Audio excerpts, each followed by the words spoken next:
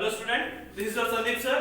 आज हम करने जा रहे हैं चैप्टर नंबर 6 में एक्सरसाइज 6.2, राइट। तो 6.2 में हमारे पास क्वेश्चन नंबर 1 और क्वेश्चन नंबर 2 है, right. So let's start question number 2, sorry exercise 6.2। सबसे पहले हम करते हैं फर्स्ट सम, क्वेश्चन नंबर 1।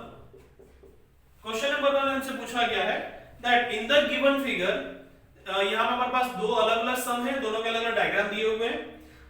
फर्स्ट डायग्राम जो मैं आपको ड्रॉ कर देता हूं, दैट इज योर इस तरह से डायग्राम बनाया हुआ है यहाँ पर, और यहां से एक पैरेलल लाइन ड्रॉ की गई है।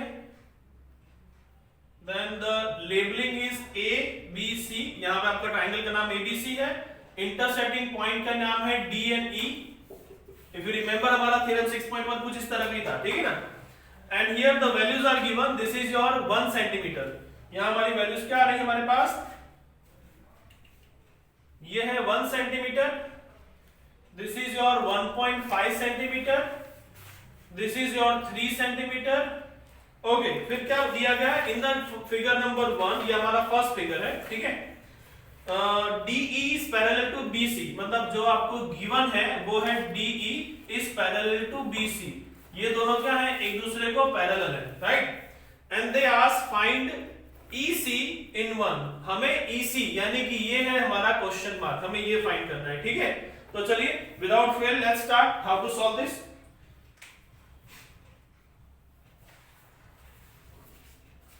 तो चलिए हम यहाँ पे यूज करते हैं हमारा theorem. So according to theorem, यहाँ पे लिखें बाय द थियरम, हम क्या लिख सकते हैं, क्योंकि हमने थियरम 6.1 हमने किया हुआ है। And in that what they say AD divide by BD is equal to A divide by EC, ये हमारे सामने आता है। So by the theorem what we can write, AD divided by BD is equal to AE divided by CE। हमें find क्या करना है, we have to find out EC या CE, जो ही बोले, ठीक है। तो यहाँ खाली क्या करना है, just substitute the value. AD क्या आएगा हमारे पास, AD इज 1.5, तो यहाँ आ गया 1.5, BD की जगह हमारे पास है 3 इक्वल टू A की वैल्यू हमारे पास है 1 and the value of EC we have to find out. तो हम लोग इसको EC का EC रहने देते हैं। Then will do cross multiply, तो आपको क्या मिलेगा, 1.5 multiply EC is equal to 1 into 3। तो यहाँ हो गया EC, यहाँ मल्टीप्लाई में 1.5 उस तरफ जाएगा डिवाइड में, ये हो गया 3 1 जा 3 and divide by 1.5। Now we know 1.5 multiply by 2 करेंगे तो 3 आने वाला है, तो 1.5 1 जा 1.5 2 जा। So finally the answer of EC is equal to 2। Unit हमारा सेंटीमीटर है, that's why your answer is 2 centimetre. तो आपको यहां से कितना मिला, EC is equal to 2 centimetre.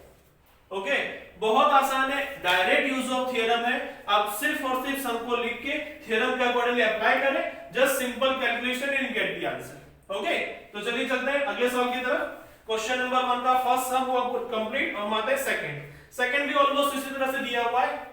यहाँ पे हमें वापस से उसी तरह का डायग्राम दिया हुआ है, ट्राइंगल का नाम है ABC। Then the parallel, again parallel जा रहा है जिसका नाम दे दिया है मैं D and E, again same. Then the value of this side is 7.2 centimeter.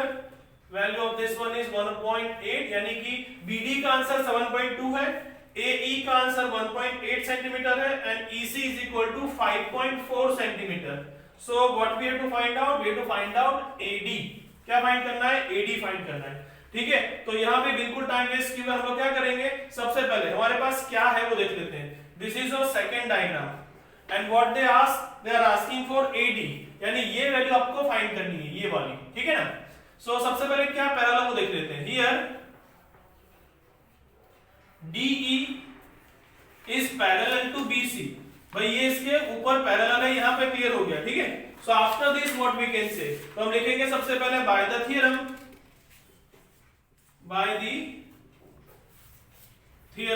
अब यहाँ पर आप थियरम 6.1 लिख सकते हो, ठीक है।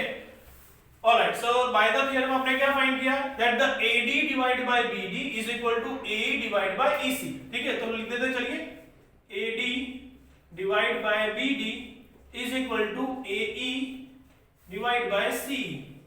अब वैल्यू रख देते हैं अपने, AD हमारे पास नहीं है, so will write down AD only. BD की जगह है 7.2, so it will B 7.2 A is 1.8 then EC is your 5.4. So अब हम यहाँ पर वही करेंगे, will go with cross multiplication, तो आपको मिलेगा यहाँ पर 5.4 multiply AD is equal to 1.8 multiply 7.2, ठीक है।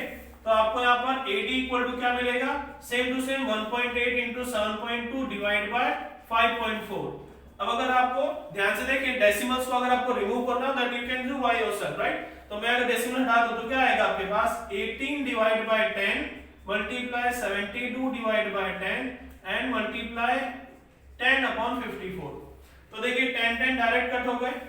अब हम देखते हैं 18 के टेबल में, तो 18 के टेबल में हमारे पास क्या आता है, तो समझिए 18 के टेबल में क्या आता है, 18 1 18 2 36 और 3 24 54 आएगा। तो ये क्या हो जाएगा हमारा 18 3 चला जाएगा, ठीक है। तो ये 3 हो गया। अब इसको हम 72 को भी 10 इससे 3 से डिवाइड कर सकते हैं। So what you will get 3 1 and this side 3 2 and 3 4 तो आपको क्या मिलेगा 24। नीचे कितना बचा 10, तो आपका आंसर आया 24/10 which is nothing but 2.4। AD equal to 2.4 और यूनिट हमारा centimetre, that's why without fail will put the unit which is centimetre. तो आपका फाइनली AD का आंसर कितना आया, you got AD equal to 2.4 centimetre. Okay, so आप देख सकते हैं बहुत आसानी से by using simply the theorem we can easily get the answer, ठीक है। बस आपको याद होना चाहिए थ्योरम में हमें क्या स्टेटमेंट दिया गया था and how to use it. बाद में तो कैलकुलेशन बहुत सिंपल है। ऑलराइट, तो यहाँ पे हमारा एक्सरसाइज 6.2 में हमें जो क्वेश्चन नंबर 1 दिए थे जिसके अंदर 2 सम थे वो हमारे finish. Please write it down and then will move to the question number 2। Okay, so let's start question number 2। Question number 2 में हमें क्या दिया गया है, ऑलमोस्ट सेम। यहां पर बताया गया है E and F are the points on the sides PQ and PR respectively of a triangle PQR। तो यहां हम क्या करेंगे क्वेश्चन नंबर 2 में पहले एक डायग्राम ड्रॉ कर देंगे, यानी आपको पहले ट्रायंगल बनाना पड़ेगा, ठीक है। तो चलिए बना देते हैं। यहां पर हमने ट्रायंगल लिया जिसका नाम हमने दिया है PQR। ओके, अब इसके अंदर हमने एक पैरेलल लाइन यहां पास हो रही है जो इसको इंटरसेक्ट करती है, PQ को E पर और PR को F पर। Okay, then what they ask for each of the following cases state whether the EF parallel to QR। हमें हर इतना बताना है कि EF parallel to QR कौन से केस में पॉसिबल है, क्या है, कौन से केस में पॉसिबल है। अब हम जानते हैं कि हमें ये प्रूफ करने के लिए थ्योरम 6.1 का यूज करना पड़ेगा और जिसके अकॉर्डिंग क्या मिलेगा P अपॉन, यानी कि आपको जहां पर PE divide by EQ is equal to PF divide by FR, जहां पर ये सेटिस्फाई होगा वही हम बोलेंगे कि क्या है EF is equal to is parallel to QR है, ठीक है। तो चलिए एक एक करके स्टार्ट करते हैं। सबसे फर्स्ट केस जो हमारा है, यहां पर जो वैल्यूज दी गई है यानी फर्स्ट सम की, मैं क्या करूंगा कि सारी जो वैल्यूज है 1 बाय 1 यहां पर इसी डायग्राम में लिखता जाऊंगा और देन इरेज। ओके, तो सबसे पहले सम में PE की जो वैल्यू हमारे पास है दैट इज 3.9 सेंटीमीटर। कितना है 3.9 centimetre. So P is equal to 3.9 centimetre. इसके बाद आता है EQ इक्वल टू, यानी कि ये पार्ट EQ है हमारे पास 3 centimetre.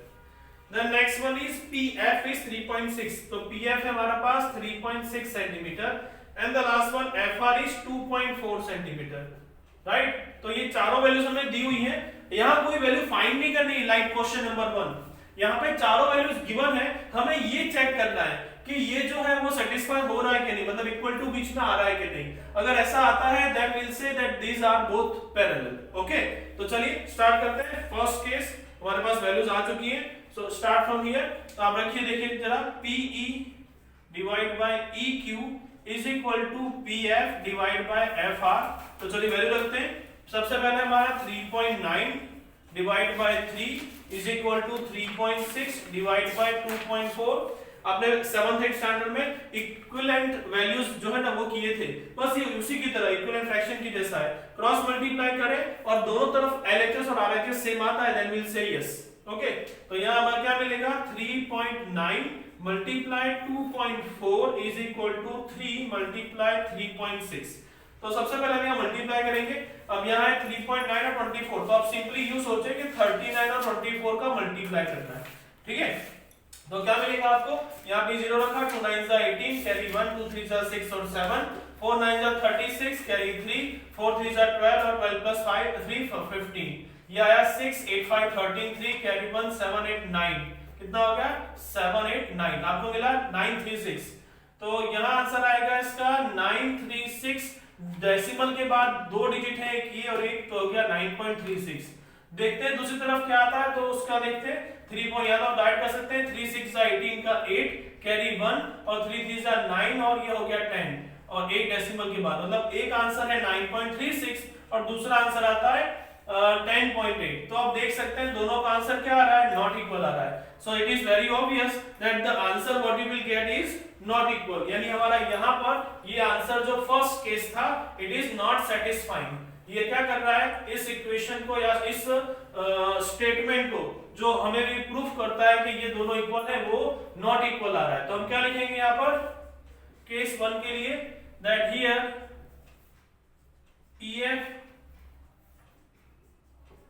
is not parallel to QR, ये यहां पर सेटिस्फाइड नहीं हो रहा है। तो फर्स्ट केस में तो आगे लो, अब चलते हैं आगे केस नंबर 2, राइट। तो केस नंबर 2 में हम रखेंगे सबसे पहले वैल्यूज, यहां पर है PE इक्वल टू 4 सेंटीमीटर, ये कितना आ गया भाई, इस बार वैल्यू सबकी बदल जाएंगी हर बार, ठीक है, हर केस में वैल्यू बदल जाएगी। ओके यहां पर है 4 centimetre, then QE this is your 4.5 centimetre, थोड़ा अच्छे से लिख देता हूं 4, okay. then PF is 8 centimetre, ये हो गया आपका 8 और RF हो गया 9 सेंटीमीटर, ये हो गया 9, ठीक है। तो बस चलिए सेम टू सेम वही का वही प्रोसीजर है, कुछ बदलना नहीं है, हर बार सेम टू सेम, ठीक है।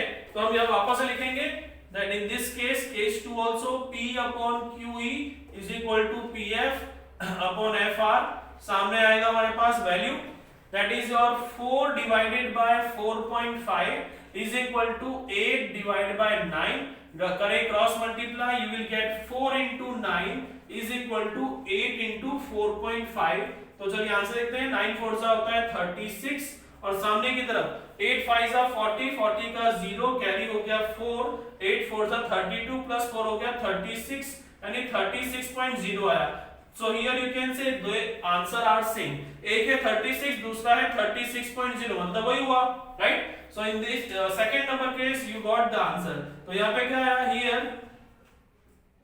EF is parallel to QR, भाई ये हो गया प्रूफ भाई। सेकंड नंबर में आंसर सेटिस्फाई हो रहा है, सेकंड नंबर में EF पैरेलल टू QR आ रहा है, ठीक है।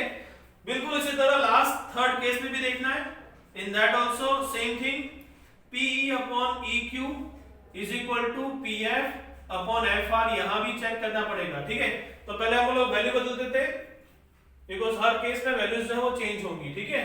तो चलिए इस बार केस 3 में हमारे पास जो वैल्यूज है वो है PQ इक्वल टू 1.28, ये आ गया 1.28, सेकंड में है 2.56, 2.56, फिर आता है हमारा ये जो सेकंड PQ था और PQ के बाद आया PR, ओके वैल्यूज थोड़ी अलग है, PQ की वैल्यू थी हमारे पास, ऑलराइट यहां थोड़ा कैलकुलेशन करना पड़ेगा, डायरेक्ट नहीं लिखनी है।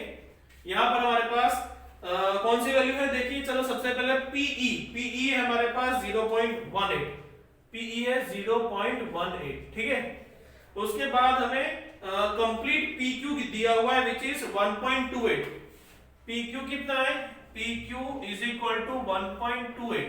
अब PQ जो है वो क्या आता है, that is equal to PE plus EQ, तो PQ की वैल्यू 1.28, PE की वैल्यू है 0.18 और अब बचा कौन, EQ।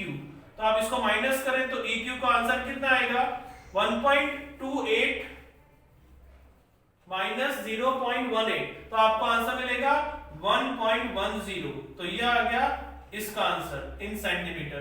तो यहां पे आपको मिलेगा the value of EQ is 1.10 centimetre, ठीक है। उसी तरह से बिल्कुल सामने की तरफ देखें तो PF का आंसर दिया है 0.36, ये कितना है 0.36 सेंटीमीटर। और दूसरा आंसर जो हमें दिया है दैट इज डायरेक्ट PR है 2.56, तो वहां भी यही करेंगे, that PR is equal to PF plus FR। PR की वैल्यू हमारे पास है 2.56, तो यहां लिखेंगे 2.56, PF की वैल्यू हमारे पास है 0.36 और ये FR हमें फाइंड करना है, ये उस तरफ ले जाइए, तो FR is equal to 2.56 minus 0.36, subtract करो आपको मिलेगा 2.20, क्या आएगा 20660,532 आ गया, तो ये वो हमारा FR का आंसर, ठीक है। तो यहां लिख दीजिए 2.20, ठीक है। Now we are having all the answer, बस अब हमारा एक ही काम बचा है, that is what, substitute the value and check the answer is equal और नॉट, ठीक है। तो चलिए P की वैल्यू रखते हैं यहां पर 0.8 डिवाइडेड बाय EQ की वैल्यू है 1.10, सामने की तरफ देखें तो हमारे पास है 0.36 डिवाइडेड बाय हमारे पास आया 2.20। अब इसे क्रॉस मल्टीप्लाई करके चेक करते हैं, तो हमें मिलेगा 0.18 मल्टीप्लाइड 2.20 इज इक्वल टू, सामने आएगा 0.36 मल्टीप्लाई 1.10। अगर आप थोड़ा सा ध्यान से देखें तो यहाँ पर जो 0.18 है ये उसका डबल है और ये जो है उसका हाफ है। ये इन शॉर्ट क्या आप इसका मल्टीप्लाई करेंगे आंसर सेम ही आएगा। चलिए सॉल्व कर लेते हैं। यहाँ पर यूं इसको सपोज कर लेते हैं, हमारे पास है 220 एंड दिस इज योर 18, ठीक है। तो ये आएगा कुछ इस तरह से 8 to the 16 carry 1, 8 to the 16 plus 1 17, तो ये हो गया 0, ये 6, 7 plus 2 9 और 2 plus 1 3, ओके। और डेसिमल कितने, 2 यहाँ और 2 यहाँ 4, यानी कि आपको 1 2 3 4 220 और 0.18, ठीक है ना। तो यहाँ आंसर आएंगे यहाँ पर इस तरह से, तो हमें कितना मिलेगा 0.3960, क्या आएगा आपके पास आंसर 0.3960, ठीक है।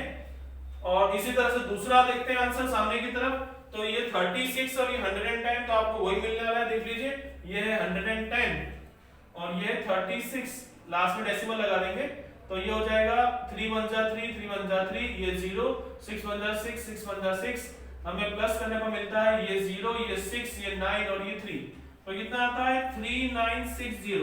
और डेसिमल काउंट करें तो यहाँ 2 और यहाँ 2 मिलके हो गए 4, तो यहाँ डेसिमल आएगा। Now you can see both the answer are accurate, दोनों आंसर सेम आते हैं। अब क्योंकि यहाँ दोनों आंसर सेम आते हैं, हम क्या बोलेंगे that here also this is possible. तो यहाँ आपको लिखना है here EF is parallel to QR। तो यानी हमारे जो 4 केस थे उसमें 2 केस में जो है हमें मिला EF पैरेलल टू QR और केस 1 में जो मिला that is not parallel, okay. तो यहाँ वो हमारा क्वेश्चन नंबर 2 और इसी के साथ एक्सरसाइज 6.2 ओवर, ठीक है। बाकी के जो क्वेश्चन है वो हमारे सिलेबस में से इस बार निकाल दिए गए डिलीटेड सिलेबस में, okay. So please write it down.